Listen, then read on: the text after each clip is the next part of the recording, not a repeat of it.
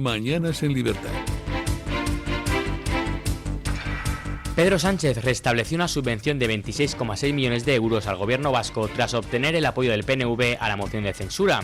El gobierno de Pedro Sánchez aprobó el 3 de agosto de 2018, mediante Real Decreto, una subvención de más de 26 millones de euros destinada al Ejecutivo vasco. Esta partida ya figuraba en los presupuestos generales del Estado de ese año, elaborados por el gobierno de Mariano Rajoy, pero fue eliminada posteriormente por el Partido Popular a través de una enmienda en el Senado tras la moción de censura que desalojó a Rajoy de la Moncloa. Una de las primeras decisiones del nuevo Ejecutivo socialista fue recuperar esa concesión económica en respuesta a una demanda histórica del PNV relacionada con la financiación de Jovetud, la fundación vasca dedicada a la formación profesional. Para justificar la medida, el gobierno de Sánchez alegó razones de interés público y social de primer orden. Bueno, señores, estamos hablando de corrupción y de cómo Pedro Sánchez se mantiene en la Moncloa, y lo hace gracias a los votos pues de los socios, de los traidores de la nación, como por ejemplo son los secesionistas de Junts, Esquerra. En el caso del PNV, tenemos que hablar de cómo compraron sus votos, ¿no? Tenemos que decirles directamente que hay una relación económica a la hora de asignar una serie de votos en la moción de censura. Concretamente, cuando cayó el gobierno de Mariano Rajoy, saben ustedes que lo hizo gracias a los votos del Partido Nacionalista Vasco. Bueno, pues ya sabemos cuánto costaban, concretamente 26 millones de euros. Esa es la promesa que hizo Pedro Sánchez, y a partir de ahí, a partir de ese chantaje, va uno, otro y otro. ¿Y por qué lo hace el PNV? ¿Por qué lo hace Esquerra Republicana? ¿Por qué lo hace Junts? Porque saben que pueden y que están en condición de pedir sin límites, porque Pedro Sánchez es capaz de darles eso y mucho más con tal de mantenerse en el poder, con tal de mantenerse en la Moncloa, porque visto el ejemplo de Santos Cerdán, ya saben ustedes lo que pasa cuando uno pierde el aforamiento, que de repente acaba en prisión, en Soto del Real. Momento como para preocuparse, ¿no? Precisamente por todo lo que tienen que ocultar todos estos líderes y por tanto todo el tiempo que están pasando fuera de la cárcel, que les permite, pues entre otras muchas cosas, ocultar pruebas, destruir según qué indicios, etcétera, etcétera. Bueno, en fin, en cuanto al PNV, importante este dato, porque si alguno todavía creía que era un negocio político, ya se le puede caer la venda de los ojos, para que vean que los intereses económicos siempre han estado presentes en las negociaciones políticas, sobre todo en cuestión de cargos, mociones de censura, investiduras. Yo te doy, tú me das. Siempre, siempre, siempre, siempre va a la política unida de parte de Pedro Sánchez de estas, pues eso, prebendas económicas. Así que tenemos que asumir que la corrupción política en nuestro país, cuando hablamos del Partido Socialista, va unida a la corrupción económico-moral, que son dos cosas que van juntas, sobre todo cuando hablamos de cómo compran España, o más bien cómo se reparten España. ¿Y qué pasa? ¿Por qué ha salido esta información ahora mismo? Bueno, pues tiene quizás que ver mucho con las negociaciones que presuntamente estaría llevando a cabo el Partido Popular para llevar a cabo, como les digo, esta moción de censura que podría servir para desalojar a Pedro Sánchez de la Moncloa. Están viendo a ver si les dan los números, siguen con ese mantra de que igual no es el momento, que los números no dan, que sería dar fuerza a Pedro Sánchez, una especie de balón de oxígeno a través de los socios que siguieran apoyándole, pero lo cierto es que esos movimientos han comenzado y desde mi punto de vista es una buena noticia. Les hemos dejado, como les decimos, ahí esa encuesta para que sean ustedes los que opinen respecto a si conviene o no esa moción de censura para desalojar a Pedro Sánchez de la Moncloa. Y en cuanto al PNV, ¿qué ha pasado? Pues que a raíz de ciertas acusaciones como esta, cuando hemos conocido esta información, lo que está haciendo ahora es acusar al PP de romper todos los puentes después de que el Partido Popular le pidiera explicaciones sobre este asunto, la financiación ilegal, sus nexos con Santos Cerdán, la conexión del PNV en Navarra con según qué empresas, la vinculación con Geroa Bai, que es, por así decirlo, la marca navarra del PNV, cuando estuvo en el gobierno Uxue Barkos, etcétera, etcétera. Entonces ahora lo que hacen es que en vez de apostar por la transparencia y enseñar sus cuentas, por ejemplo, en vez de dar explicaciones desde el PNV, lo que dicen es que así no se puede uno sentar a negociar, que prácticamente les están insultando, que les están llamando chorizos presuntamente con este tipo de cosas. Pero claro, es que nosotros sabemos pues lo que ha pasado, por ejemplo, en el gobierno de Pedro Sánchez con un palacete que se le otorgó directamente al PNV, teniendo en cuenta que pues probablemente estaba entre los puntos solicitados por el Partido Nacionalista Vasco para seguir apoyando a Pedro Sánchez. Entonces, como tenemos esos precedentes, quizás es el momento efectivamente de pedir explicaciones al PNV por su relación con la trama de corrupción en el caso Cerdán, caso Koldo, caso Ábalos, y poner la lupa precisamente en donde hay que ponerla, que son en las cuentas, ¿no? ¿Qué hace ante esto? Pues la formación independentista vasca ha acusado al PP de romper todos los puentes. Pues señores, en esas estamos. Esto es como lo que les contaba yo ayer de Junts, que había pedido al Partido Popular reunirse fuera de España, que se reuniera directamente con Carles Puigdemont, con el fugado, con el prófugo de la justicia. Pues yo creo que es una trampa que directamente los socios de Sánchez le están tendiendo al Partido Popular. Pero veremos, insisto, veremos cómo evoluciona todo este asunto, porque ayer hubo una serie de movimientos dentro del Partido Popular que hace que estén quizás pensando en elecciones. Lo vamos a comentar en este programa, pero antes, pues vamos a preguntarnos por el dinero de Santos Cerdán. ¿Qué ha pasado con ese dinero? ¿Nos lo van a restituir? ¿Dónde está? Vamos con ello. Los investigadores del caso Cerdán las investigaciones del caso Cerdán avanzan centradas en la presunta financiación ilegal del PSOE y el destino al extranjero de las comisiones. Fuentes cercanas al caso han confirmado al debate que los investigadores han puesto el foco en dos empresas presuntamente beneficiadas por adjudicaciones irregulares. Concretamente son Obras Públicas y Regadíos S.A., vinculada a Fernando Merino, directivo de Acciona en Navarra y socio de Santos Cerdán, y Levantina Ingeniería y Construcción, propiedad de José Ruz, imputado por la UCO. Esta última tiene delegaciones en Panamá, Argelia y Armenia, países que se investigan por posibles desvíos. Se examinan tanto contratos adjudicados directamente como aquellos canalizados a través de uniones temporales de empresas, una fórmula habitual en este tipo de tramas. Por otro lado, la UCO sigue una línea en Marruecos. A petición de los agentes, el Tribunal Supremo ha requerido al Bank of Africa, con sede en Casablanca y vínculos con Mohamed VI, datos sobre una cuenta relacionada con la trama de Ábalos y Cerdán. En total se investigan 479 cuentas en 35 entidades, una docena de ellas en el extranjero. Pues señores, esto es una de las cosas que más nos preocupa, sobre todo cuando hay este tipo de escándalos de corrupción, saber qué pasa con el dinero, dónde está y quién se lo lleva. Ya pasó con el caso Roldán, ¿se acuerdan ustedes de Paesa? ¿Dónde estaba ese dinero? ¿Que procedía de los fondos reservados? Tema de la Guardia Civil, etcétera, etcétera. Pues al final no se supo qué pasaba con ese dinero, dónde estaba, quién lo tenía, y sin embargo, pues ya saben ustedes que en España los servicios siguen regular tirando a mal. Lo de ayer del aeropuerto, lo vamos a comentar también en unos instantes, fue dramático. ¿Qué les voy a contar yo de los trenes? Sobre todo teniendo en cuenta cómo se presenta este verano, que nos quitan absolutamente todo, incluso la posibilidad de llegar en punto a nuestro destino, que es algo que antes era la norma, y de hecho España presumía de su buena red ferroviaria, y ahora ya ven ustedes en lo que estamos. El caso es que respecto a la ruta del dinero de la trama que está siguiendo la UCO, tenemos que decirle que hay nada más y nada menos que 35 bancos en 3 continentes que podrían contener ese dinero, el de Santos Cerdán, y que el Tribunal Supremo ha solicitado la información de, atención a la friolera, 479 cuentas bancarias, de las cuales más de una decena están en el extranjero.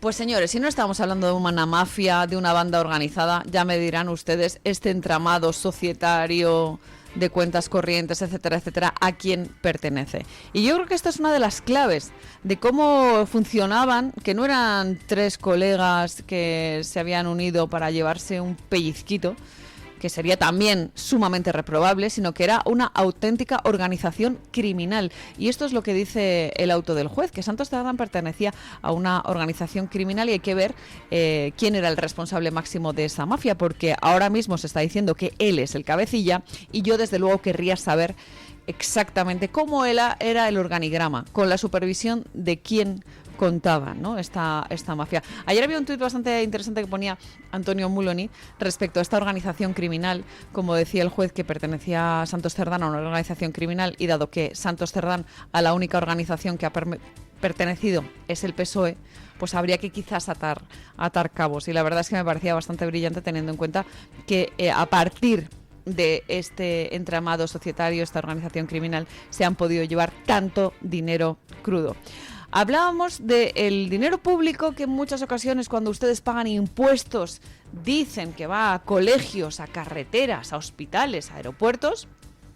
Lo de los colegios sí que tengo que decirles que es verdad, porque hoy precisamente se ha publicado una noticia relacionada con cómo el socio de Santos Cerdán consiguió con fraude la obra de un colegio en Navarra, junto con un empresario del PNV.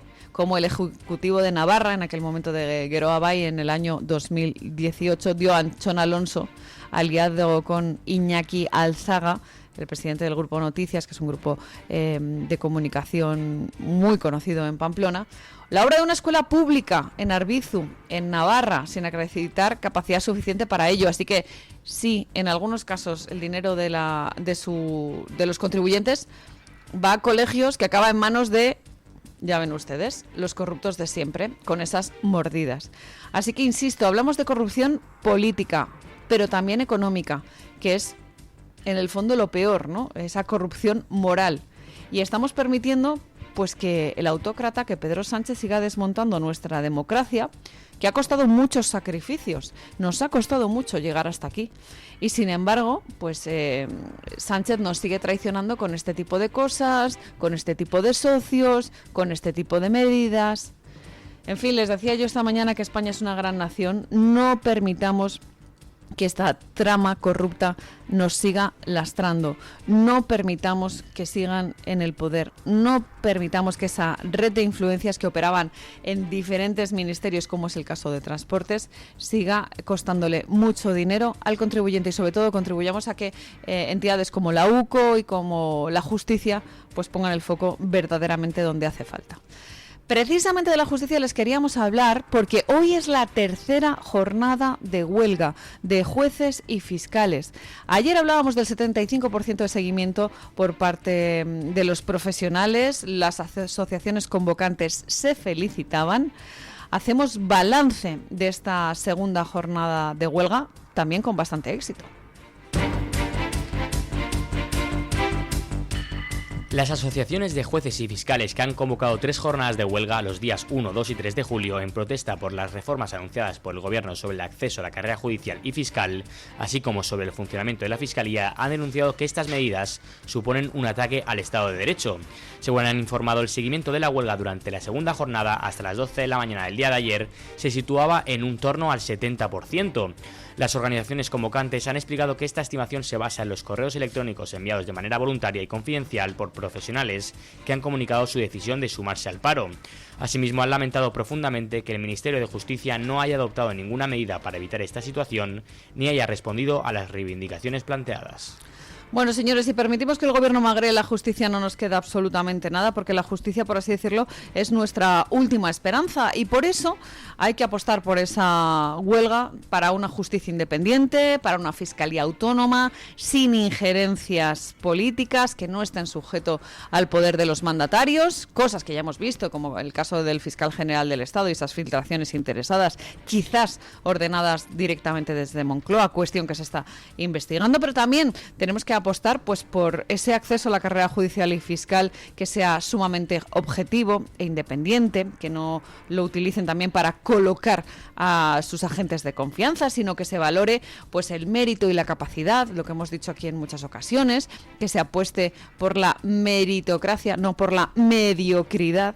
Así que hay que apoyar a estos profesionales que están de huelga para que todos los ciudadanos podamos vivir en un Estado de Derecho, que realmente es lo que teníamos hasta hace prácticamente nada, en un Estado de Derecho en el que todos los poderes públicos están sujetos a la ley. Y cuando hablamos de reformas como la de la ley Bolaños, que es la que ha motivado esta protesta, este paro judicial, tenemos que pensar en los intereses, como les decía, del poder político en hacer estas modificaciones para luego, como les digo, colocar a quienes ellos crean o quieran, ¿no? Y que en muchas ocasiones no son personas con el mérito y la capacidad necesarias para estar dentro de una carrera judicial y fiscal que esté a la altura de un país como el nuestro, como España. Y yo les voy a poner un ejemplo, porque esto es una reforma que ha propuesto el Partido Socialista a través del ministro de Justicia, a través de Félix Bolaños, ministro de Justicia que también es ministro de la Presidencia y de las relaciones con las Cortes. Dense cuenta cómo aglutina el Partido Socialista el poder en torno a una única persona de la máxima confianza de Pedro Sánchez, que a mí es algo que me parece desde luego bastante dramático. El ministro de la Presidencia es el ministro de Justicia. Es la voz de su amo, de Pedro Sánchez. Apaga y vámonos. Pero déjeme que cite a un tuitero muy conocido que es Magistrator, que hace una serie de explicaciones en muchos casos para que entendamos cuán complejo es el ámbito de la justicia. Y respecto a este tema, respecto a lo importante que era el paro judicial, hacía un símil, ¿no? Y decía que cuando las reformas se acometen desde un ámbito político concreto, cuando se pretenden con estas reformas controlar políticamente la justicia en beneficio de quien las promueve, es el momento de pensar, ¿no?, quién está detrás. Y invitaba a esos diputados necesarios para aprobar según qué leyes, ¿no?, que pensaran si esas reformas las hubiera promovido el partido contrario. Y en concreto citaba, pues imagínense ustedes, a partidos que despiertan muchos odios. Piensen ustedes, por ejemplo, en Vox. Si esta ley la hubiera propuesto Vox, ¿qué hubieran dicho?, ¿no? O si directamente la hubieran propuesto, pues por ejemplo, el Partido Nacionalista Vasco, que es lo que contaba Magistrator, o directamente Junts. Claro, háganse esta pregunta, porque en muchas ocasiones decimos, no, es que se quejan porque es tal. Bueno, nos quejamos porque debe haber una justicia independiente, una fiscalía autónoma y que no esté sujeta al poder político, del signo que sea. Más aún si está Pedro Sánchez en la Moncloa, porque ya les digo que no piensa en el bien de España, sino en su propio interés, el suyo y el de su entorno. Pongan el nombre propio que quieran, el de su esposa, su hermano, sus amigos cercanos, la gente de su plena confianza, como era José Luis Ábalos, Koldo García, Santos Cerdán, etcétera, etcétera. Bueno, ante las circunstancias en las que estamos, tengo que decirles que el Partido Popular ha decidido mover ficha. ¿Quizás huele a elecciones? Pues no lo sé. Como dice don Luis del Pino, Dios les oiga. El líder del Partido Popular, Alberto Núñez Feijóo, ha anunciado en una entrevista en Antena 3 quién será el nuevo secretario general del PP, así como el nombre de la persona que lo sustituirá como portavoz del Grupo Popular en el Congreso de los Diputados. Vamos a poner a Miguel Tellado de secretario general del partido y un puesto muy importante y trascendente en el grupo parlamentario, a Esther Muñoz de portavoz del grupo parlamentario en el Congreso de los Diputados. Son dos cambios importantes, dos modelos, dos personas jóvenes y dos personas que también tienen experiencia tanto orgánica, en el caso de Miguel Tellado, como parlamentaria en el caso de Esther. Estos relevos se formalizarán durante el 21º Congreso Nacional del Partido Popular, que se celebrará este fin de semana en Madrid. Durante la entrevista, Feijóo también ha lanzado una crítica directa al presidente del gobierno, afirmando que Sánchez es un encubridor. Yo no me creo que el señor Sánchez sea una víctima. El señor Sánchez es un encubridor, porque dio un chivatazo al señor Ábalos de que a Koldo le estaba investigando a la Guardia Civil. Por tanto, eso de presentarse ante los españoles como una víctima de personas deshonestas no es verdad. Es un encubridor el señor Sánchez, por el chivatazo y porque después de saber lo que hizo el señor Ábalos, le volvió a meter en la lista y le aforó. Y le siguió mandando mensajes. Por tanto, no es verdad, no es ninguna víctima. Es un presidente encubridor de delitos. Bueno, ya saben ustedes que Alberto Núñez Feijóo mide los tiempos de una manera distinta. Por ejemplo, en el caso de las manifestaciones en la calle, la rebelión cívica, hubo una manifestación, una concentración en la Plaza de Colón que promovieron diferentes asociaciones civiles y el Partido Popular dijo que bueno, que a esa no se sumaba, pero eso sí, unas semanas después se concentraba en la Plaza de España pues para, con ese cálculo electoralista, convocar a los españoles. Sobre todo que a mí me da la sensación de que Alberto Núñez Feijóo cada vez que mueve ficha pues tiene ese interés político, ¿no? Es algo legítimo, pero en las circunstancias en las que estamos hay que pedirles a nuestros mandatarios una altura moral. que estén un poco por encima de esos cálculos y esos réditos electoralistas. Que yo entiendo que quieran colocar a los suyos, pero quizás hay que pensar también en el bien de los españoles, en el bien de España, porque si seguimos de esta manera destruyendo nuestro país, pues al final no va a quedar absolutamente nada. Y lo que estamos viendo con Alberto Núñez Feijóo es que está diseñando un Partido Popular a su medida, colocando a gente pues cómoda, porque quiere tener muy unido al partido en torno a su persona, que no haya voces discordantes, y de paso quiere poner a los militantes populares en modo electoral, anunciando también más cambios dentro de Génova y poniendo, pues como les digo, a gente de su plena confianza, como son Miguel Tellado y Esther Muñoz, de los cuales se ha dicho que son unos auténticos azotes de la izquierda. Y yo la verdad es que parlamentariamente he seguido la actividad de los dos.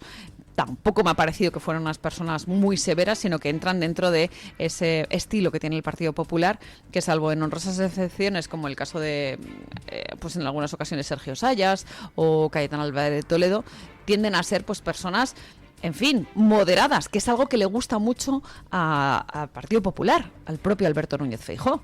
Ellos consideran que eso de ser de centro centrado es una virtud y que hay que ser muy, muy moderadito, cuando, en mi opinión, hay líneas rojas que no se pueden traspasar y estamos en circunstancias en las que tenemos que tener muy claros los valores y los principios y ser tajantes en la defensa de los mismos, porque, como les decimos, la amenaza es muy cierta y muy constante y viene directamente desde la Moncloa. En cuanto a los nombres propios de Miguel Tellado, pues lógicamente ustedes lo conocerán un poquito más, y en el caso de Esther Muñoz, pues yo me fío de la opinión de Pilar Rodríguez Los Santos, que la vertí ayer en Twitter, en X. Ella ahora trabaja en OK Diario, pero ha estado muy próxima al Partido Popular, puesto que fue del equipo del alcalde de Madrid, de José Luis Martínez Almeida, que a mí me parece eso, vamos, una gesta honrosa, trabajar con José Luis Martínez Almeida, teniendo en cuenta que luego compra todas las políticas buenistas, socialistas, medioambientales, que dice que vienen de Europa, pero que en realidad le encantan, sobre todo con el tema de las emisiones, de los coches, etcétera, etcétera.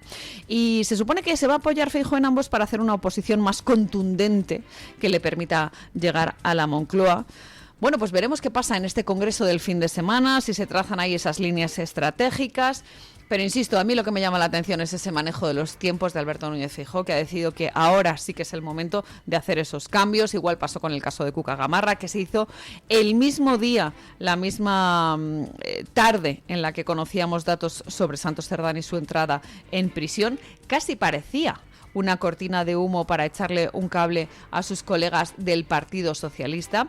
Y, en fin, yo querría decirle al Partido Popular si con estas maniobras no está ayudando, tanto que dicen del balón de oxígeno a Pedro Sánchez, si con esas maniobras no está ayudando a precisamente que se continúe perpetuando ese PSOE, supuestamente ese PSOE bueno, y si no están ayudando a, pues realmente, nuestro objetivo común, que es sacar a Pedro Sánchez de la Moncloa.